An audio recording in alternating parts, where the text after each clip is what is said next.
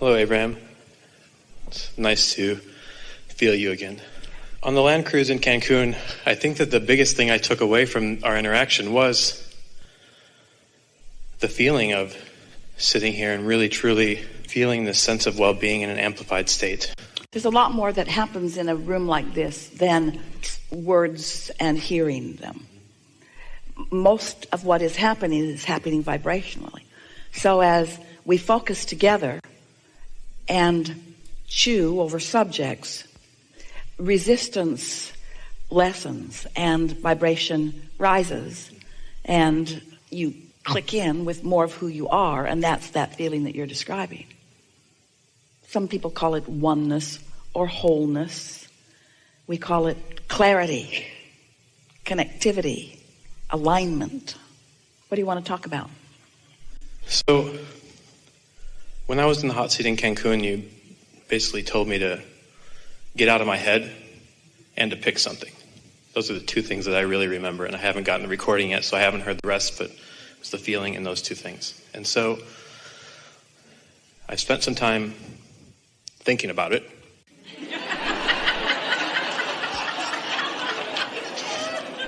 I've also spent some time really trying to tap into that feeling again. Well, that's where you started just now, and that's really the right track. In other words, it is the feeling, isn't it?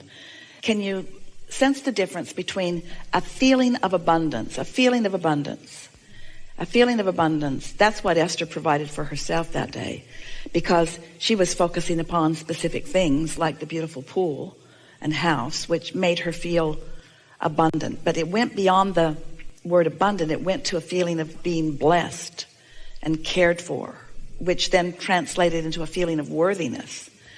And it's that sense of well-being that is just the perfect vibration that causes the feeling, but it's the vibration that equals the point of attraction, where it's like you've taken all your guard down, and now the well-being of all manner that's raining down on you can be received by you, can be recognized by you, can be witnessed by you, step by step by step by step, not saved up in some vibrational reality and then you let a little in and a little in. It's just a constant streaming of clarity and fun and ideas and well-being and money and friends and flow. Yeah. And so it's interesting that you bring up the subject of abundance, because it's kind of the theme of what I wanted to talk to you about today. And it's not that rare. And there's part of me that's saying, why am I even asking this question? Because I've listened to you for so many hours and so often, and I have such a great deal of clarity in my head.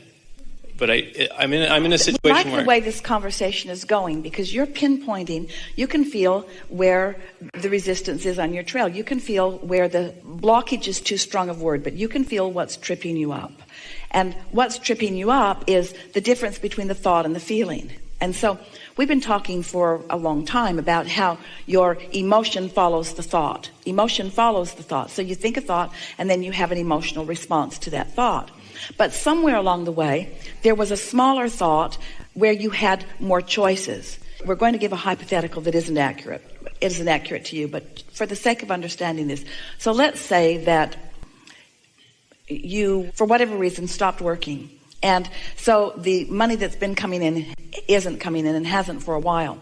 And so you've depleted your savings and you've maxed out all your credit cards. And so now you're at the end of any leeway or latitude or any sense of freedom. And now things have become quite critical, because now bills are coming and people are calling and the pressure is really on, and you're feeling it in a strong way, and your feeling of freedom is all but gone, and your feeling of tension and worry is what you're feeling most of the time. So this is a momentum that's been going on for a while in this example.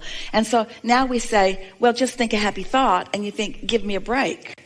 There's no possible way that I can think a happy thought under these conditions. The momentum is such that the universe is not dishing up to me anything other than worrisome thoughts. So if I'm going to think about this, and I probably am, then they're going to be worrisome thoughts, to which I'm going to have an emotional response. That's why we call them worrisome thoughts. It's thoughts of worry, maybe even panic. Maybe I'm not even sleeping at night. So thought and emotion all running really close together. So Then you come to someone who's wanting to teach you about getting hold of your vibration and getting hold of the way you're thinking and getting hold of the way you're feeling. And we say, oh, just get into the receptive mode. And you think, okay, I'd like to be in the receptive mode, but meanwhile, this is what I'm feeling about this. And everywhere I go, more conditions show themselves to me. Every day, all day, things come up that enhance this receptive mode down here. How do I break this cycle? How do I get into something that feels better? And we say,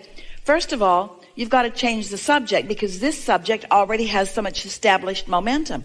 And even though you went to bed and your momentum stopped, when you woke up, the bills are still there, and somebody else may still be worrying with you, and the conditions are all around you. And so it would be freakishly odd for someone to say to you, just don't think about it. And in some ways, you might say, that's how I got myself into this mess to begin with. I wasn't tending to what I needed to tend to, and so now I've got to face the music. How do I get myself out of this? How do I get out ahead of it feeling-wise? And we say, all right, you have to start at the beginning of this. First, you have to acknowledge that you are a vibrational being, do you? In other words, we're going really general, and that the universe is responding to your vibration. So you might say yes, and then you might say yes, but the universe is responding to my vibration, and I'm really worried about this, and so the universe is giving me more. How do I break that cycle? So we say, we've got to change the subject. And then you argue for your limitations more by saying, I can't change the subject because money is tied to almost everything. It's tied to what I eat, and it's tied to where I live, and it's tied to who I hang out with, really. It's tied to so many things. How do I not think about that? And we say, by thinking about something else.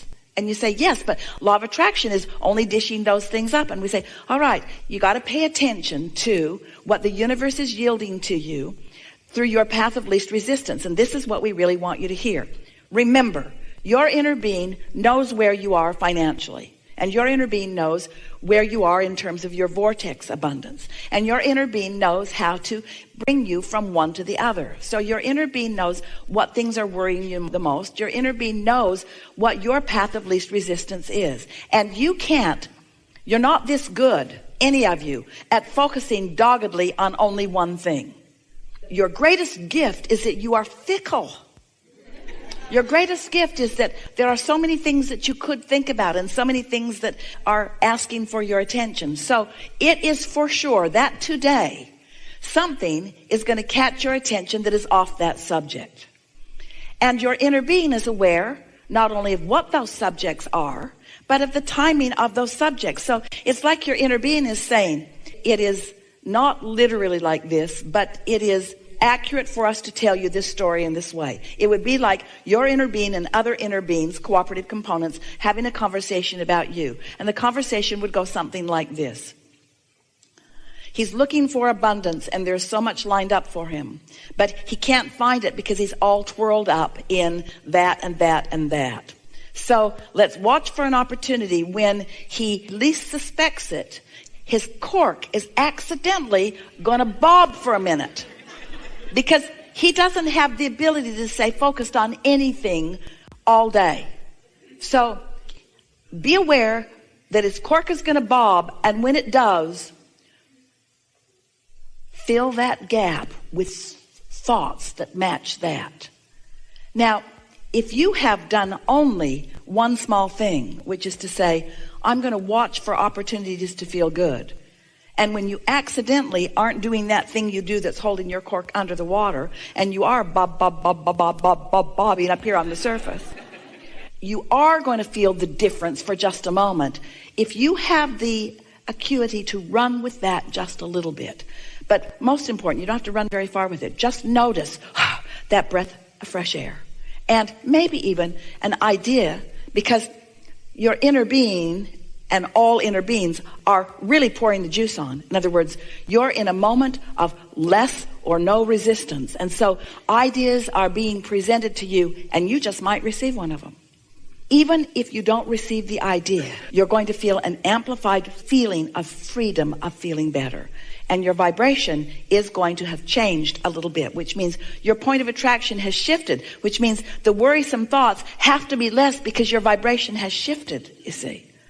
So eventually you can stay off the subject. There is so much abundance that you don't have to pay for.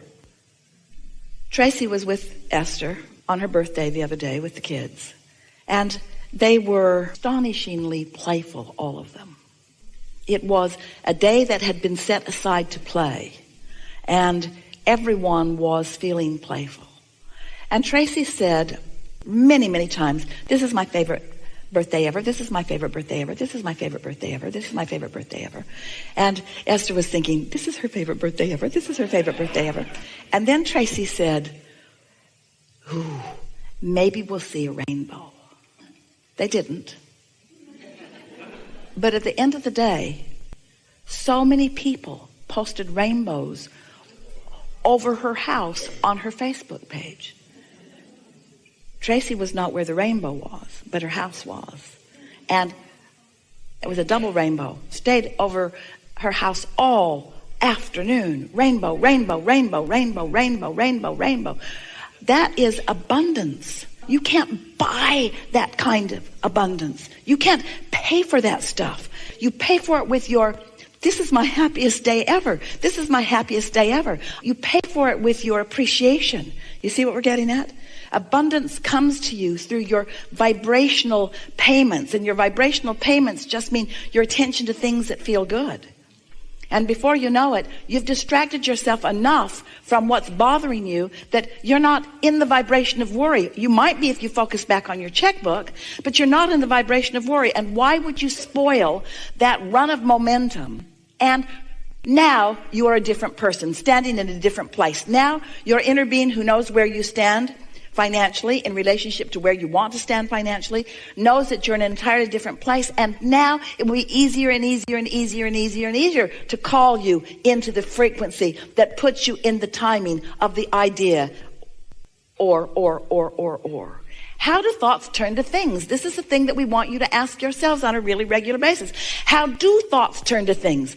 They turn to things because law of attraction causes momentum to get strong enough that they actually become a reality.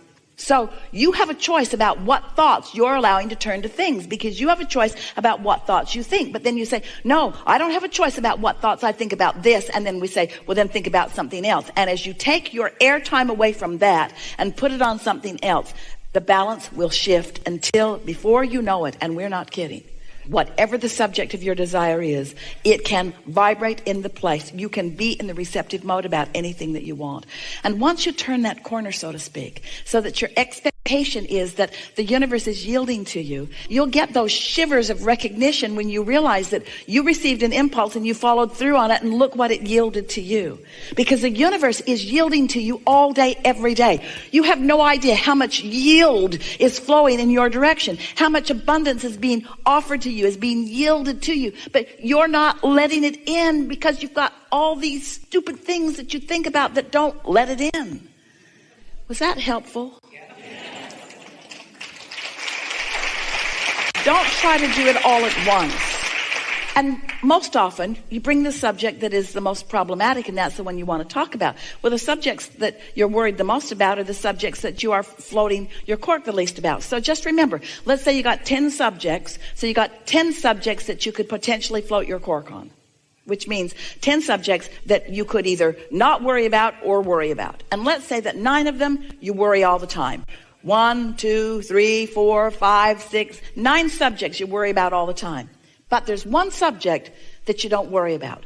Focus on it. Let the one subject that you don't worry about be your cork floating subject. And if you focus on it long enough, pretty soon, by your lack of attention to the other subjects, they'll start floating. They'll start floating. All of a sudden, there's all these corks bobbing up here. And you say, where'd you all come from? Where'd you all come from? We've come up to join you in your chronic vibration. Everything that you want, we're up here joining you in the vibration where you are, you see.